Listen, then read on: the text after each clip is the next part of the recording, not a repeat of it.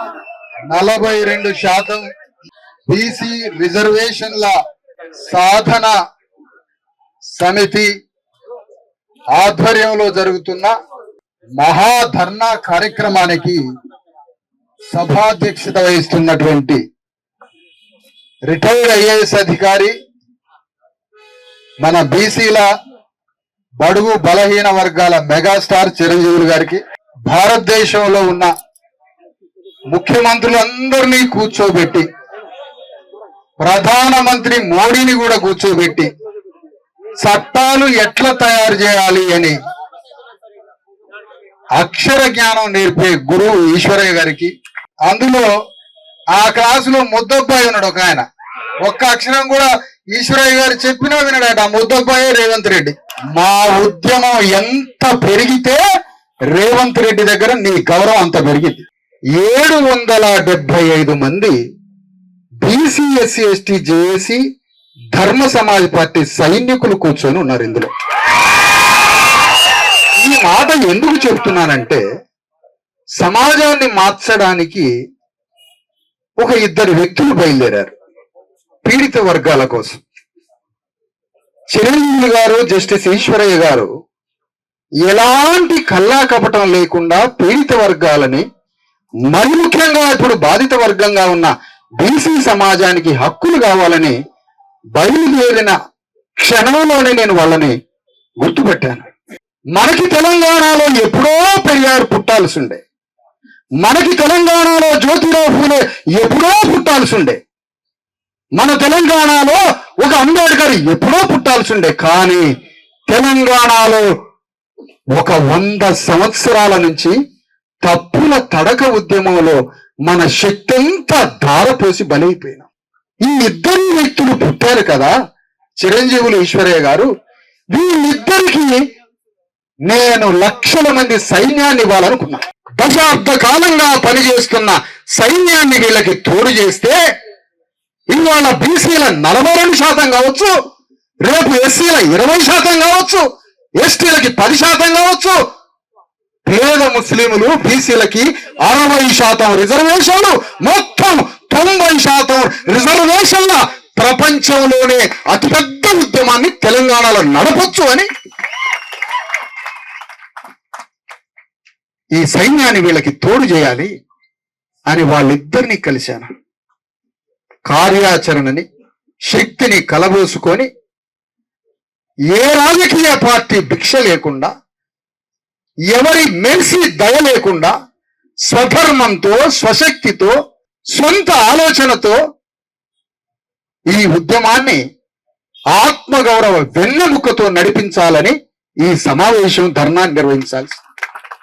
ఉన్నపాట్లో ఉన్నట్టుగా ఒక్కొక్క కార్యకర్త 1000 మందితో సమానం. ఒక్కొక్క కార్యకర్త 10,000 మందికి ప్రతినిధిగా ఉన్నారు కదా.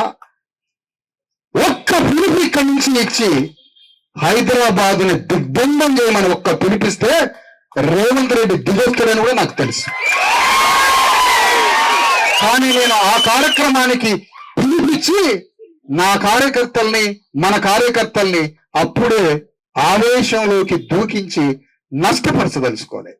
దీనికి వ్యూహం కావాలి, దీనికి ప్రణాళిక కావాలి, దీనికి చతురత కావాలి, దీనికి సుదీర్ఘకాలం 18 గంటలు రోజుకి పని చేయాలి. మనం పృథ్వీతోటి, విఠల్తో మాట్లాడిన. ఎందుకు చెప్తున్నానంటే ఈ మాటలు, పృథ్వీ విఠలు సమాజంలో ఎక్కడ కన్నీళ్ళు వస్తే, ఎక్కడ కష్టం వస్తే అడిగిపోయి వాళ్తారు. నేనేం చెప్పానంటే, కష్టాలే రాని, కన్నీళ్ళే రాని ఒక ఉద్యమం ఉంది, దానికి వస్తారా మీరిద్దరన్నా. ఇక కష్టాలు కన్నీళ్లు రాని మన రాజ్యాన్ని, అధికారాన్ని సంపాదించి తెలంగాణ గడ్డని పరిపాలించడానికి మీరు ఆ ఉద్యమంలోకి వస్తే మన ప్రయాణం మొదలు పెడదామని తీసుకొచ్చాం. 4 పార్టీల దిమ్మల్ని బద్దలు కొడదాం, 4 పార్టీలని ధ్వంసం చేద్దాం, రేపే గ్రామాలలో అని పిలుపులాగా మాట్లాడటం జరిగింది. కానీ నేనంటున్నా, 4 పార్టీల వ్యవస్థ 1000 సంవత్సరాల బలమైన వ్యవస్థ. వాళ్ళు 4 పార్టీలని దున్నగూల కొట్టి నీ పార్టీ జెండాని లేదా నీ ఉద్యమ జెండాని ఎగరేయాలంటే ఆ గ్రామంలో ఆ అగ్రవర్ణాలకి అభిముఖంగా నిలబడే నాయకుడిని మనం తయారు చేసినామా? ఎవరి మీదకి ఉసిగొలుపుదాం? ఎవరి మీదకి ఎగదోద్దాం?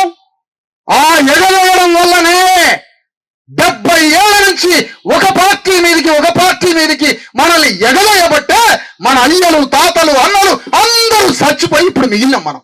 పీపుల్స్ వార్ నుంచి బయటికి వచ్చి రాజ్యాంగం పట్టుకున్న మల్లోజుల ఇప్పటికీ క్షమాపణ చెప్పలే.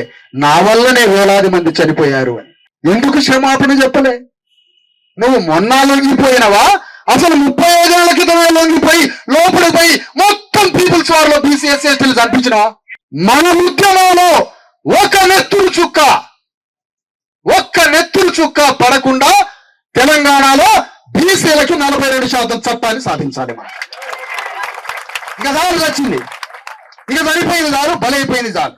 అంబేద్కర్ తన రాజ్యాంగం గురించి ఒక నెత్తురు చుక్క పడకుండా, ఒక హింస జరగకుండా భారతదేశంలో సామాజిక, ఆర్థిక, రాజకీయ విప్లవాన్ని సృష్టించేదే నా రాజ్యాంగం అని చెప్పాడు అంబేద్కర్. ఇక నెత్తురు పారొద్దు తెలంగాణలో అయ్యా.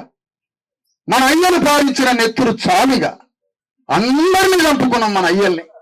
ఆవేశంతో, నీతితో, న్యాయంతో. ఎక్కడ అన్యాయం జరిగితే తట్టుకోలేక అన్ని పార్టీల నినాదంలోకి పోయి అందరం చచ్చిపోయినాం.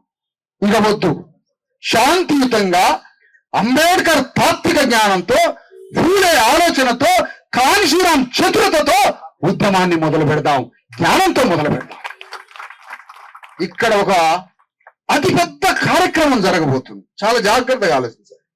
తెలంగాణ గడ్డ మీద ఉన్న 2.5 కోట్ల మంది బీసీల యొక్క ఉద్వేగాన్ని, ఎమోషన్స్ ని, వాళ్ళలో ఉన్న అత్యంత కసి ఏదైతే ఉందో 9th షెడ్యూల్ మీద వాళ్ళకి శాశ్వత చట్టం కావాలి అనే 2.5 కోట్ల మంది బీసీల ఉద్వేగాన్ని బీజేపీ పార్టీ మీదకి ఎగదోస్తే ఎట్లుంటది అని రేవంత్ రెడ్డి ఆలోచిస్తున్నాడు.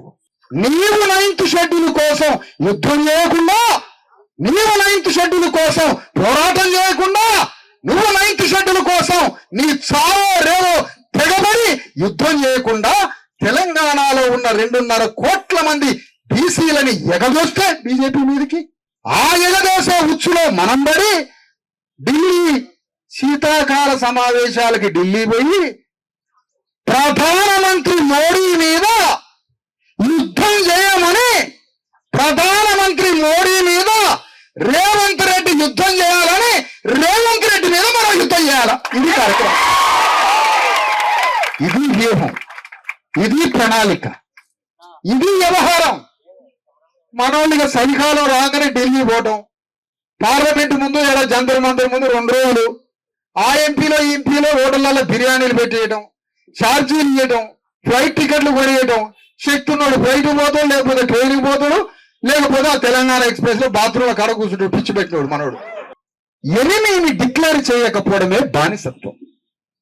బానిసత్వానికి స్వధర్మం తెలియదు, బానిసకి కళ్ళు కనపడవు, బానిసకి మనవనేత్రం తెలియదు. కాబట్టి మన బానిసలంతా శత్రువును గుర్తుపట్టట్లే, శత్రువు ఎవరో చూడట్లే.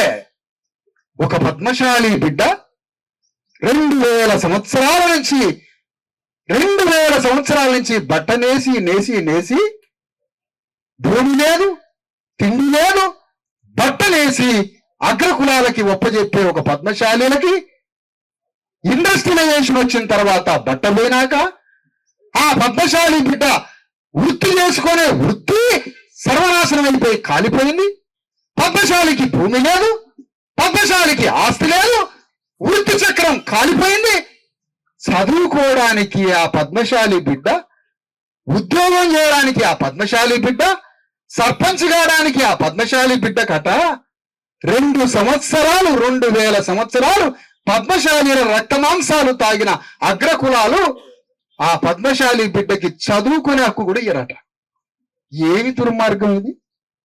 ఇది దేశమా వల్లకాడా? ఇది దేశమా వల్లకాడా? తెలంగాణ గడ్డ మీద 12,500 గ్రామాలని బీసీ ఎస్సీ ఎస్టీలు తమ రక్త మాంసాలని ధారపోసి 12,000 గ్రామాలని కట్టినాం, రక్తాన్ని ధారపోసినాం, కోట్ల ఎకరాల భూమిని పండించి పంటలు పండించినాం, ఫ్యాక్టరీలలో పనిచేసినాం, రోడ్లు వేసినాం, సర్వ సంపదలు సృష్టించి మీకోసం మరణిస్తుంటే మా బిడ్డల్ని చదివించే హక్కు 42% ఇవ్వనప్పుడు వీడిని మనిషి అంటాడా? ఎవడన్నా ముఖ్యమంత్రిని, ప్రధానమంత్రిని? మానవ పుట్టుకంటారా?